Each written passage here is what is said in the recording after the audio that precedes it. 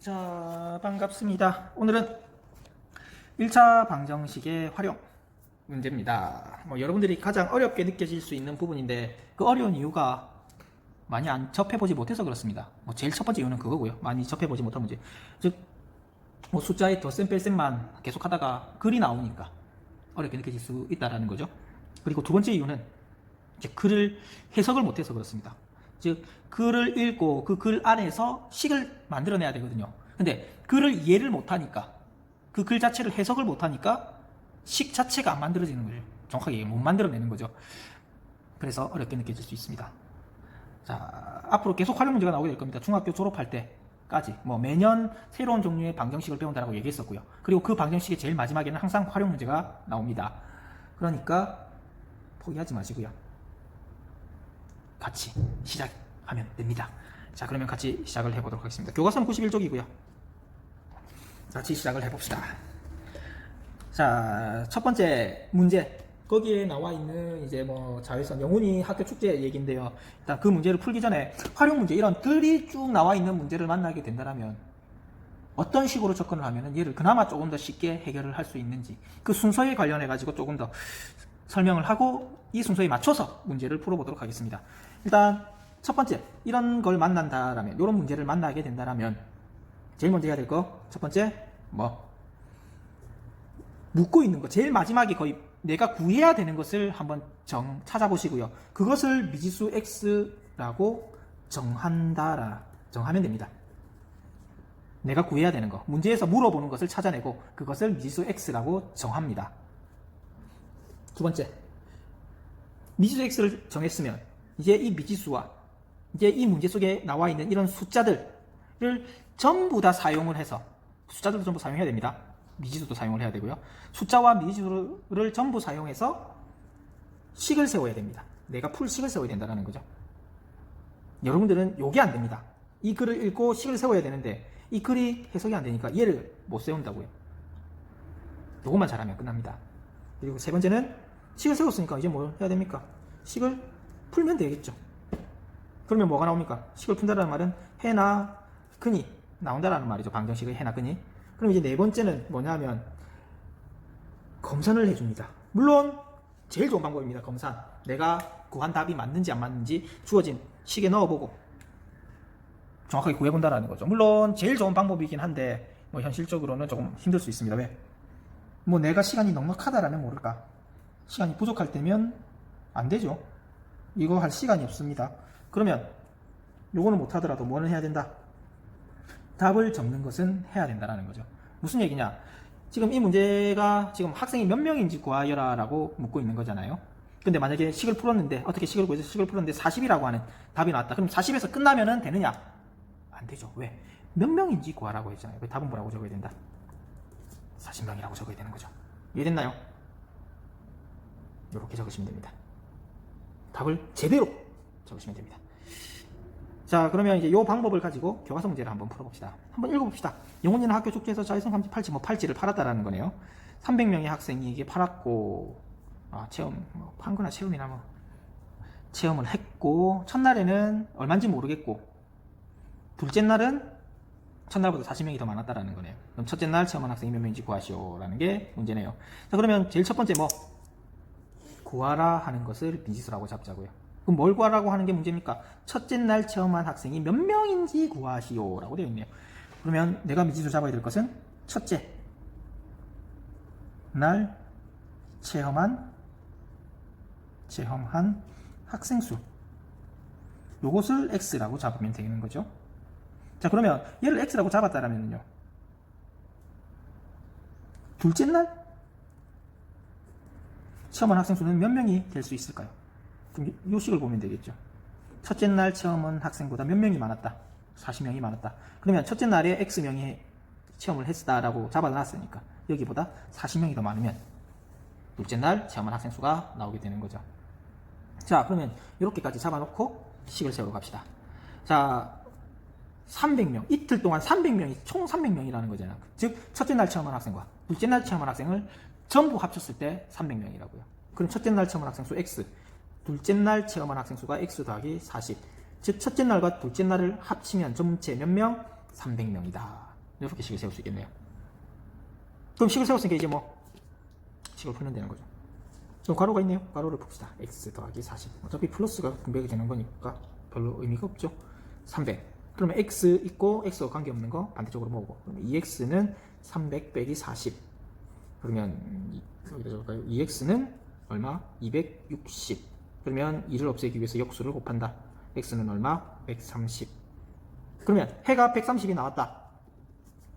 그러면 답을 그냥 130이라고 적고 끝낸다? 아니죠. 뭐 사람 수를 묻고 있는 거니까 130명이 첫째 날 체험을 했다라고 얘기를 해주면 되겠죠. 이해되셨습니까? 자, 교과서에 보시면은 문제가 몇 개 없습니다. 원래 활용 문제가 종류가 좀 다양하거든요. 뭐 전체 종류를 따지고 봤을 때는 한 대략 한 10가지 정도, 10가지 종류의 활용 문제가 있습니다. 물어보는 게요. 근데 뭐 그런 종류들 중에서 몇 가지만, 전부를 다 소개할 수가 없으니까 교과서에는 몇 가지 종류만 나와 있는데, 그와 관련된 뭐 예제 문제를 하나 가지고 왔고요. 이거는 저랑 같이 풀어보고 비슷한 문제를 이제 여러분들이 한번 풀어보면 될 것 같습니다. 자, 잠깐 쉬었다 갈게요. 자, 그러면 교과서에 없는 문제입니다. 준서가 뭐라고 얘기를 하는 건가요? 선생님의 연세는 어떻게 되세요? 그럼 선생님이 뭐라고 얘기를 하죠? 준서는 14살이지? 내 나이의 절반보다 3세 적으면 준서의 나이와 같다. 참, 이런 선생님 참 답답하긴 하겠네요. 그냥 알려주면 될걸. 굳이.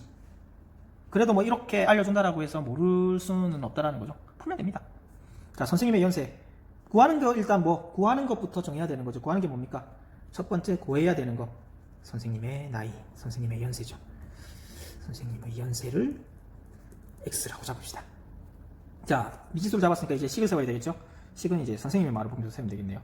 내 나이의 절반보다 3세 적으면 준서의 나이 14세와 같다라는 거. 그러면 선생님의 나이의 절반, 선생님의 나이가 x였었잖아요. 그러면 선생님의 나이의 절반은 어떻게 구할 수 있나요?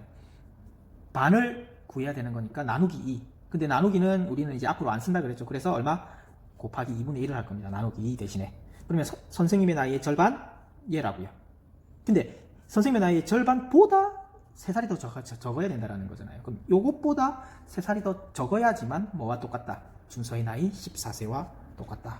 이렇게 식을 세울 수 있다는 거죠. 그러면 세 번째 식을 세웠으니까 이제 뭐 답을 구해야 되겠죠. 그러면 2분의 1x 빼기 3은 14. 요 식이니까 2분의 1x는 좌변에 두고 얘를 2항, 14 더하기 3으로 2항이 되겠죠.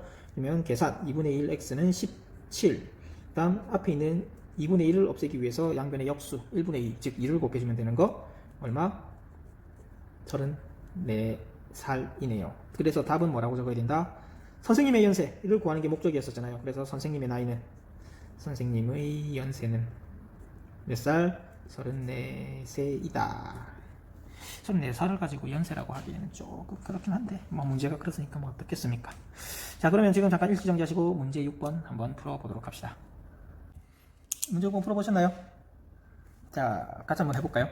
올해 은지의 나이는 13살, 아버지의 나이는 45살.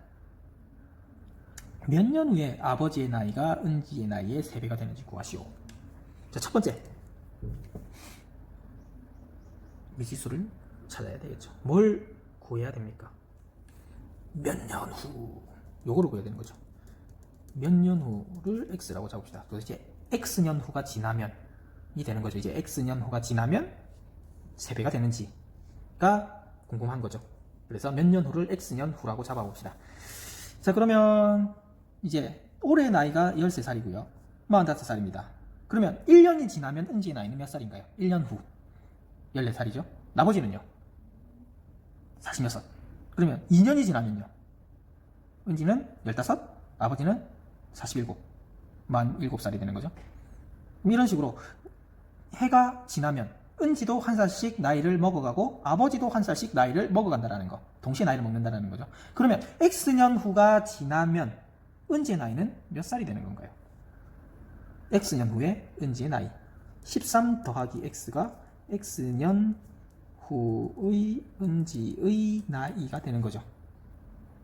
마찬가지 45 더하기 X가 X년 후의 아버지의 나이가 될 겁니다. 물론 이제 미지수를 잡으면서 요거까지 같이 정해주면은 식을 세우는데 조금 더 편할 수 있겠죠. 어차피 잡아야지 식을 세울 수 있습니다.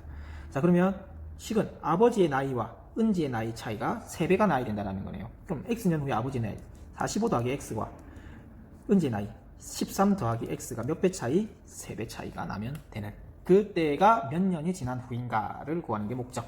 그럼 식이 이렇게 나오게 되겠네요. 그러면 식을 세웠으니까 풀면 되겠죠. 괄호가 있으니까 괄호를 풉시다. 39 3x, 그 다음 x 한쪽으로 모으고 숫자 한쪽으로 모으고, 그러면 x 얘 넘으면서 마이너스 3x, 원래 39 넘어가면서 마이너스 45, 그럼 계산하면 마이너스 2x, 계산하면 마이너스 6, 그러면 없애주기 위해서 역수를 곱한다. x는 플러스 3이 되겠네요. 그러면 답은 뭐라고 적는다? 3년 후라고 적어주면 되는 거죠. 3년 후에 아버지의 나이와 은지의 나이는 3배 차이가 납니다. 자, 그러면 이제 두 번째 문제입니다. 문제 7번을 하기 전에요. 넓이와 관련된 문제라서 저도 사도형과 관련된 문제를 한 개를 가지고 왔습니다. 같이 풀어보시고 이것도 한번 풀어보시기 바랍니다. 일단 같이 한번 풀어볼까요? 자, 둘레의 길이가 48이고, 즉 울타리 만들겠다라는 거죠. 직사각 모양의 울타리를 만들겠다라는 건데, 전체 둘레가 4개의 변을 다 더하면 48m가 나와야 되고, 가로의 길이와 세로의 길이의 차이는 6m 차이가 난다는 거네요. 가로가 깁니까? 세로가 깁니까? 가로의 길이가 세로의 길이보다 6m 더 길다. 가로가 6m 더 길다라는 거네요. 그때 세로의 길이를 구하시오. 자, 첫 번째 미지수를 뭐라고 잡아야 될까요? 세로의 길이. 세로의 길이를 x라고 잡아봅시다. 그러면 가로의 길이는 얼마라고 잡을 수 있나요? 세로의 길이를 x라고 잡는다면 가로의 길이가 세로의 길이보다 6m 길다. 가로의 길이가 6m 더 길다라는 거잖아요. 세로의 길이 6x보다 6m 더 길다. 이렇게 잡을 수 있는 거죠. 그럼 두 번째 식을 세우면 되는 겁니다. 자, 둘레의 길이가 48이라고 그랬잖아요. 그럼 직사각형의 둘레의 길이는 어떻게 구하는 거죠? 4개의 변을 다 더하면 둘레가 나오는 거잖아요. 근데 직사각형이니까 가로끼리 같고 세로끼리 같은 길이가 되는 거죠. 그러면 이 길이 x, 이 길이도 x, 이 길이는 x 더하기 6, 이 길이도 x 더하기 6이 되겠네요. 그럼 x 더하기 6이 몇 개? 2개. 2에 x 더하기 6. 그 다음 x 몇 개? 2개. 2에 x. 다 더하면 가로 길이 2개와 세로 길이 2개를 더하면 전체 48이 나온다. 이게 우리가 구하려고 하는 식. 그럼 이제 세 번째 풀어봅시다. 분배 2x 12 2x는 48. 그러면 x 얘는 x 없으니까 넘기고, 그러면 4x 바로 계산을 할까요? 48 빼기 12로 넘어오게 되겠죠. 얘가 이항이 되면은 얼마? 36. x는 얼마죠? 4를 나누면 9. 그래서 답은 뭐라고 적는다? 9m라고 적어주면 되겠죠. 세로의 길이는 9m다. 이해되시죠? 자, 그러면 지금 문제 7번 한번 풀어봅시다. 7번을 풀려면은요, 한 가지를 알아야 되죠. 사다리꼴의 넓이를 구하는 방법을 알아야 됩니다. 사다리꼴의 넓이 어떻게 구하죠? 사다리꼴의 넓이 윗변과 아랫변을 더한 요 녀석에다가 얼마를 곱하고 높이를 곱하고 여기다가 얼마? 나누기인데 나누기 대신에 곱하기를 사용하도록 하겠습니다. 2분의 1을 곱해주면 된다는 거죠. 즉, 이 방법을 쓴다면 사다리꼴의 넓이를 구할 수 있습니다. 이거 초등학교 때 다 했던 내용입니다. 자, 그러면 첫 번째 미지수를 정해봅시다. 아랫변의 길이를 구하시오. 그러면 아랫변의 길이를 x라고 잡아야 되겠네요. 길이를 x라고 잡는다면 윗변의 길이는 얼마가 될까요? 윗변의 길이, 위변이라고 되어 있네요. 윗변입니다. 윗변의 길이가 아랫변의 길이가 윗변의 길이보다 2가 더 길다. 그럼 윗변의 길이는 아랫변보다 이만큼 더 짧다라는 거잖아요. 그럼 아랫변 x보다 이만큼 더 짧은 게 윗변의 길이 빼기 2라고 잡아주면 되겠네요. 그러면 이제 사다리꼴의 넓이를 이용해서 식을 세워봅시다. 넓이가 24라 그랬으니까요. 일단 윗변과 아랫변을 더하면 윗변이 x 빼기 2, 거기에 아랫변 더하기 x 곱하기 높이잖아요. 높이가 얼마죠? 4. 그리고 거기에 나누기 2, 즉 곱하기 2분의 1 해주면 사다리꼴의 넓이, 얘가 얼마? 24다 라고 잡아주면 되는 거죠. 그럼 식을 세웠으니까 이제 계산. 일단 조금 간단하게 정리를 먼저 해볼까요? 곱하기 밖에 있는 이 곱하기부터 정리를 합시다. 얼마? 곱하기 2가 되겠네요. 그러면 2에 x 빼기 2 더하기 x는 24, 이렇게 정리가 되는 거죠. 자, 그럼 이제 괄호 안 계산이 됩니까? 계산이 되죠. 어떻게? 2x 빼기 2는 24, 이렇게 계산이 되죠. x와 x 계산이 되니까요. 그 다음 분배 법칙 4x 마이너스 4는 24. 그 다음 4x 남겨두고 얘 이항시키면 24 더하기 4. 그럼 4x는 28. 4를 없애자. 그럼 x는 얼마? 4, 7, 28.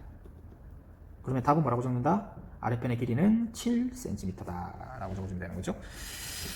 자, 예제 5번입니다. 여러분들이 어려워하는 문제 중에 하나죠. 거리 문제입니다. 확인하기 문제까지 있네. 오늘은 수업이 좀 길겠네요. 자, 그러면 예제 5번 같이 한번 풀어보도록 합시다.